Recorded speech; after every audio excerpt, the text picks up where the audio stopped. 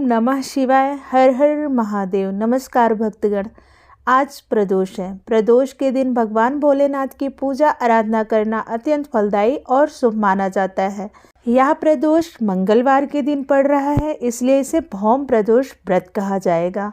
व्रत त्योहार में प्रदोष व्रत का विशेष महत्व होता है। प्रदोष व्रत करने से जन्म जन्मांतर के चक्र से मुक्ति मिलती है और व्यक्ति मोक्ष मार्ग पर आगे बढ़ता है। प्रदोष व्रत करने वाले व्यक्ति को उत्तम लोक की प्राप्ति होती है। इस दिन भोलेनाथ की विशेष पूजा अर्चना की जाती है। माना जाता है कि त्रयोदशी यानी प्रदोष व्रत करने वालों को 100 गाय दान करने के बराबर फल प्राप्त होता है। इस व्रत को जो विधि विधान और तन मन धन से करता है उसके सभी कष्ट दूर हो जाते हैं। स्कंद पुराण के अनुसार जो भक्त प्रदोष व्रत के दिन विधिपूर्वक शिव पूजा करता है और प्रदोष व्रत कथा सुनता या पढ़ता है, भोलेनाथ उसकी सारी मनोकामनाएं पूर्ण करते हैं। आइए सुनते हैं प्रदोष व्रत कथा और भौम प्रदोष व्रत कथा। अगर आप यह कथा पूजा के समय सुन रहे हैं तो अपने हाथ में फूल और अक्षत लेकर भगवान भोलेनाथ का स्मरण करते हुए इस कथा का श्रवण कीजिए। प्राचीन काल में एक गरीब पुजारी हुआ करता था। उस पुजारी की मृत्यु के बाद उसकी विधवा पत्नी अपने भरण पोषण के लिए पुत्र को साथ लेकर भीख मांगती और शाम तक वह घर वापस आती और घर आकर उसका भोजन बनाकर बेटों को खिलाती और स्वयं भी वह खाती। एक दिन उसकी मुलाकात विदर्भ देश के राजकुमार से हुई, जो कि अपने पिता की मृत्यु के बाद दर दर भटकने लगा था। उसकी यह हालत पुजारी की पत्नी से देखी नहीं गई। वह उस राजकुमार को अपने साथ अपने घर ले आई और पुत्र जैसा उसके साथ व्यवहार करने लगी और उसे अपना दूसरा पुत्र समझकर अपने घर में रख लिया।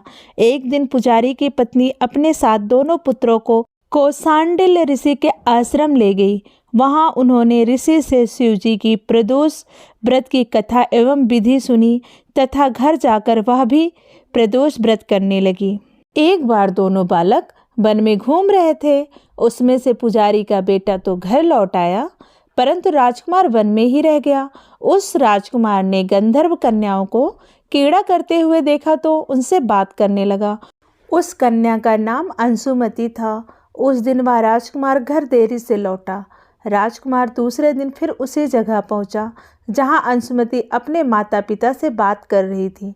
तभी अंशुमति के माता पिता ने उस राजकुमार को पहचान लिया तथा उससे कहा कि आप तो विदर्भ नगर के राजकुमार हो ना, आपका नाम धर्मगुप्त है। उसके बाद अंशुमति के माता पिता ने राजकुमार को कहा कि आप मेरी बेटी के लिए मुझे पसंद हैं, क्या आप हमारी बेटी से विवाह करना चाहेंगे? क्योंकि शिव जी की कृपा से हम अपनी पुत्री का विवाह आपसे करना चाहते हैं। क्या आप इस विवाह के लिए तैयार हैं? राजकुमार ने अपनी स्वीकृति दे दी तो उन दोनों का विवाह संपन्न हुआ। बाद में राजकुमार ने गंधर्व की विशाल सेना के साथ विदर्भ पर हमला किया और काफ़ी घमासान युद्ध करके उसने विदर्भ पर विजय प्राप्त कर ली। विजय प्राप्त करने के बाद वह अपनी पत्नी के साथ राज्य करने लगा। वहाँ उस महल में वह पुजारी की पत्नी और पुत्र को आदर के साथ ले आया तथा साथ रखने लगा। पुजारी की पत्नी तथा पुत्र के सभी दुख व दरिद्रता दूर हो गई। वे सुख से अपना जीवन व्यतीत करने लगे। एक दिन अंशुमति ने राजकुमार से इन सभी बातों के पीछे का कारण और रहस्य पूछा।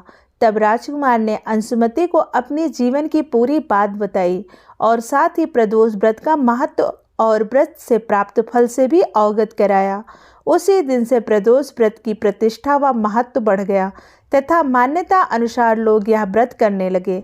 कई जगहों पर अपनी श्रद्धा के अनुसार स्त्री पुरुष दोनों ही यह व्रत करते हैं। इस व्रत के प्रभाव से मनुष्य के सभी कष्ट और पाप नष्ट हो जाते हैं। इस व्रत के प्रभाव से मनुष्य का जीवन खुशियों से भर जाता है, उसका घर धन धान्य से भर जाता है और अंत में उसे स्वर्गलोक की प्राप्ति होती है। आइए सुनते हैं भौम प्रदोष व्रत कथा। सूत जी बोले, अब मैं मंगल त्रयोदशी प्रदोष का व्रत विधि विधान से कहता हूँ। मंगलवार का दिन व्याधियों का नाश करता है। इस व्रत में एक समय व्रती को गेहूं और गुड़ का भोजन करना चाहिए। इस व्रत को करने से मनुष्य सभी पापों व रोगों से मुक्त हो जाता है। इसमें किसी प्रकार का संशय नहीं है। अब मैं आपको उस बुढ़िया की कथा सुनाता हूँ जिसने यह व्रत किया वह मोक्ष को प्राप्त हुई। अत्यंत प्राचीन काल की घटना है। एक नगर में एक बुढ़िया रहती थी। उसके मंगलिया नाम का एक पुत्र था। वृद्धा को हनुमान जी पर बड़ी श्रद्धा थी। वह प्रत्येक मंगलवार को हनुमान जी का व्रत रखकर यथाविधि उनका भोग लगाती थी। इसके अलावा मंगलवार को एक ना तो घर लीपती और ना ही मिट्टी खोदती थी। इसी प्रकार से व्रत करते हुए जब उसे काफ़ी दिन बीत गया तो हनुमान जी ने सोचा कि चलो आज इस वृद्धा की श्रद्धा की परीक्षा करें। वे साधु का वेश बनाकर उसके द्वार पर जा पहुँचे और पुकारने लगे, यहाँ पर कोई हनुमान जी का भक्त है? अगर कोई हनुमान जी का भक्त हो तो हमारी इच्छा पूरी करे। जब यह पुकार वृद्धा के कानों पर पड़ी तो यह बात सुनकर वह बाहर आई और महाराज की क्या आज्ञा है?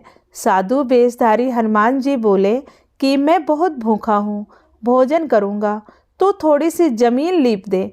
वृद्धा बड़ी दुविधा में पड़ गई। अंत में हाथ जोड़कर प्रार्थना की, हे महाराज, लीपने और मिट्टी खोदने के अतिरिक्त अगर कोई काम हो तो वह मैं कर सकती हूँ, उसके लिए मैं तैयार हूँ। आप वह काम मुझे बताइए। लेकिन आज के दिन ना तो मैं लीपूंगी और ना ही मिट्टी खोदूंगी।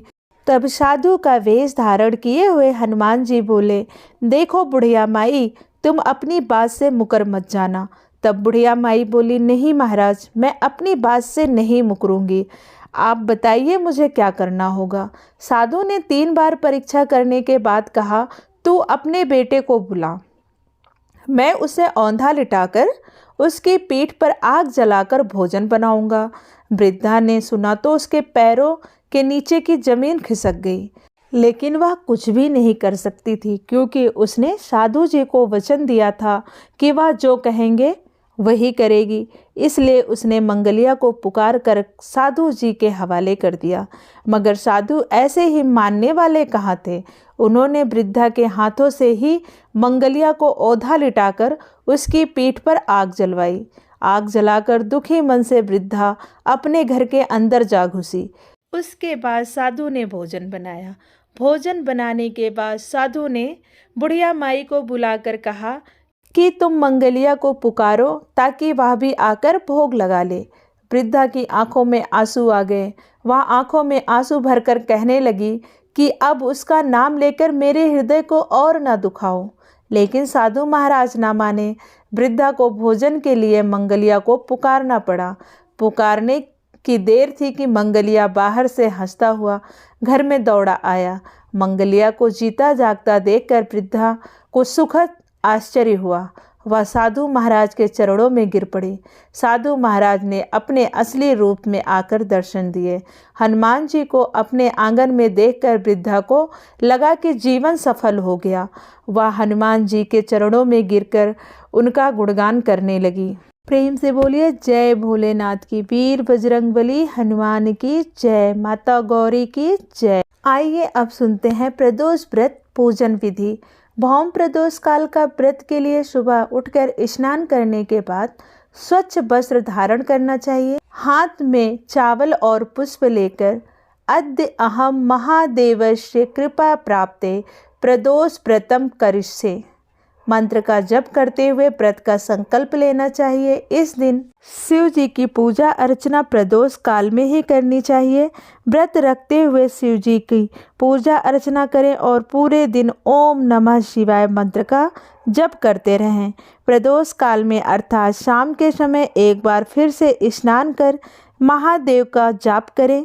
इसके बाद पास के मंदिर में जाकर पंचामृत से शिवलिंग का अभिषेक करें। शिवलिंग पर बेलपत्र, अक्षत, धतूरा, भांग, फल, वस्त्र, मिठाई, शहद आदि शिवलिंग को अर्पित करें। इसके बाद प्रदोष व्रत की कथा सुनें और शिव जी के मंत्रों का जाप करें। इसके बाद भगवान शिव, माता पार्वती और हनुमान जी की आरती करें। इस दिन भगवान शिव के साथ माता पार्वती और हनुमान जी की भी पूजा आराधना की जाएगी। दोस्तों, यह थी प्रदोष व्रत कथा और भौम प्रदोष व्रत कथा। आपको कथा कैसी लगी हमें कमेंट करके बताएं। अगर आपको कथा अच्छी लगे तो प्लीज़ मेरे वीडियो को लाइक करें, शेयर करें और चैनल को ज़रूर सब्सक्राइब कर लें। और वीडियो के अंत तक बने रहने के लिए आपका बहुत बहुत धन्यवाद। राधे राधे, जय माता दी।